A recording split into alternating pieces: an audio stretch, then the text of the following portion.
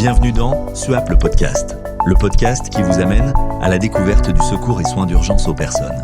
Je vous souhaite une très bonne écoute. Vous arrivez sur intervention.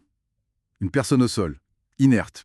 Elle ne réagit pas du tout quand on la stimule. Clairement, c'est pas une simple syncope, là, hein. La perte de connaissance, elle dure. C'est une situation critique. Tout à fait. Aujourd'hui, on va regarder de plus près ces pertes de connaissance prolongées, ce qu'on appelle communément le coma. Qu'est-ce qui se passe vraiment? Quelles sont les causes possibles? Et surtout, sur le terrain, quelle conduite tenir? Alors, pour cette discussion, on se base sur les fiches techniques, les procédures de la formation initiale, celles qui traitent spécifiquement des troubles et détresses neurologiques. C'est notre référentiel. D'accord.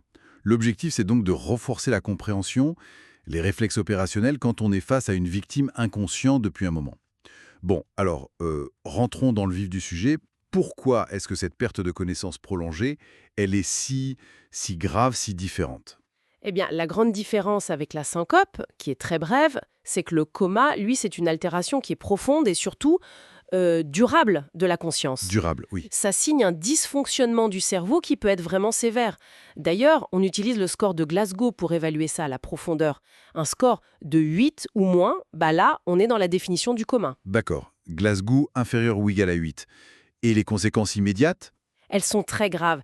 Si la victime est sur le dos, la langue peut chuter en arrière et là, ça bloque complètement le passage de l'air. C'est l'obstruction. Ah oui, classique, mais terrible. Exactement. Et puis, les réflexes de protection, comme la toux, la déglutition, ils disparaissent. Donc, le risque d'inhaler des vomissements, des sécrétions, il est majeur. Ajoutez à ça le risque que la respiration ralentive dangereusement, devienne inefficace. Et aussi le risque d'hypothermie. La victime ne régule plus bien sa température. Donc une urgence vitale absolue. On pense souvent au traumatisme crânien, le coup sur la tête, mais j'imagine qu'il n'y a pas que ça. Ah non, loin de là. Le trauma crânien, c'est une cause évidente, bien sûr. Mais il y a tout un panel de causes non traumatiques. Les causes métaboliques, par exemple. Métabolique. Oui, comme une hypoglycémie sévère. C'est fréquent et c'est redoutable. Faut y penser systématiquement. L'hypoglycémie, d'accord. Quoi d'autre? Il y a aussi le manque d'oxygène au cerveau, ce qu'on appelle l'hypoxie. Ça peut venir d'une détresse respiratoire, d'un problème de circulation, un AVC aussi, ou une intoxication, genre monoxyde de carbone, fumée d'incendie. Les intoxications, oui. Alcool, drogue, médicaments, ça peut aussi mener au coma. Tout à fait. Et puis, il y a des causes liées à l'environnement, une hypothermie ou une hyperthermie sévère. Et enfin, des infections comme une méningite ou même une tumeur cérébrale. C'est large. Le problème, c'est que la victime, elle ne peut pas nous parler. Du coup, comment on fait le bilan? On cherche quoi comme indice? C'est là que l'enquête auprès de l'entourage, des témoins, et puis l'observation minutieuse, ça devient crucial. On pose des questions. Les circonstances? L'heure à peu près. Est-ce que c'est arrivé brutalement ou progressivement? Est-ce qu'il y a eu des signes avant? Des maux de tête? Une agitation? Les antécédents aussi, j'imagine. Les traitements. Exactement. Antécédents, traitement, c'est essentiel.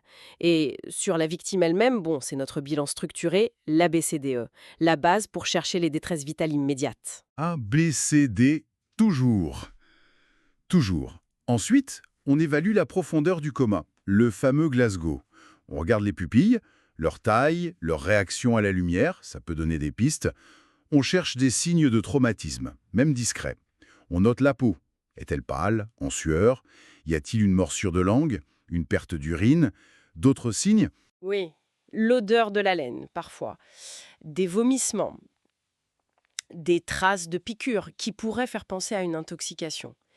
Et surtout, deux mesures fondamentales, j'insiste là-dessus. Lesquelles? La glycémie capillaire, systématique chez toute victime avec un trouble de la conscience. Et mesurer la température aussi. C'est primordial. Glycémie et température. Notez. Et une petite question. Parfois, on entend parler de coma simulé, hystérique. Qu'est-ce qu'on fait si on a un doute? Alors, oui, les fiches évoquent cette possibilité. Il peut y avoir des signes un peu discordants, une résistance quand on essaie d'ouvrir les paupières, ou le bras qui, si on le lâche au-dessus du visage, semble léviter au dernier moment. Mais là, il faut être extrêmement prudent. Ah oui.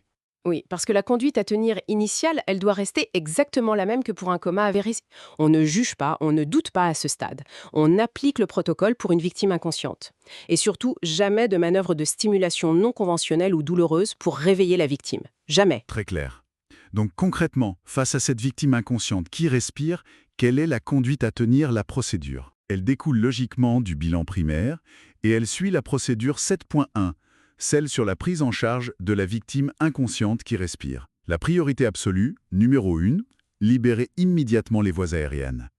Libération des voies aériennes, ok. Aucune suspicion de traumatisme du rachis de la colonne vertébrale. Et s'il y a un doute sur un trauma? Alors là, c'est différent. Maintien tête en position neutre et immobilisation stricte dans l'axe.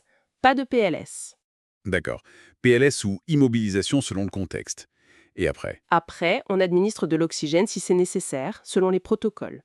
On protège la victime contre le froid ou la chaleur, la couverture isotherme, et bien sûr, la surveillance Continue. constante. Surveillance de quoi exactement? Des fonctions vitales. La respiration, la circulation Et l'évolution de la conscience? Le score de Glasgow, il peut changer? et une règle d'or. Toute perte de connaissance prolongée, tout coma, ça justifie systématiquement une demande de renfort médical via la régulation. Le transport se fera obligatoirement avec une équipe médicale. Parfait. Donc, si je résume, évaluation rapide et efficace, ABCDE, recherche d'indices autour et sur la victime, geste essentiel immédiat, libération des voies aériennes, positionnement adapté, Mesure incontournable de la glycémie capillaire? et alerte systématique de la régulation médicale. C'est ça. La structure et la rapidité sont clés. C'est exactement ça, la séquence parfaite. La priorité des priorités, ça reste le maintien des fonctions vitales. On applique les protocoles pour l'inconscience à la lettre. Trouver la cause, c'est important, oui, surtout pour transmettre un bilan complet au médecin régulateur, mais ça ne doit jamais, jamais retarder ces gestes qui sauvent. Bien compris. Et je me permets d'insister une dernière fois, la glycémie capillaire. Pensez-y systématiquement. C'est un geste simple, rapide, et ça peut vraiment tout changer pour la victime. Message reçu. Et pour que tous ces gestes, ces réflexes deviennent vraiment automatiques, on ne peut qu'encourager tout le monde à relire attentivement les procédures. La 7.1 sur la prise en charge de la victime inconsciente qui respire, et la 7.2 aussi, en cas de vomissement. Et puis, s'entraîner encore et toujours à évaluer le score de Glasgow, à réaliser une belle PLS ou à immobiliser correctement une victime. Absolument, la pratique est essentielle. Et peut-être une dernière petite pensée, pour la route, comme on dit, sur une intervention pour un coma dont on ne connaît pas la cause. Quel petit détail dans l'environnement immédiat, un truc qui paraît anodin. Comme quoi, par exemple? Une boîte de médicaments vide près du lit, un mot laissé sur une table, un appareil de chauffage qui a l'air défectueux.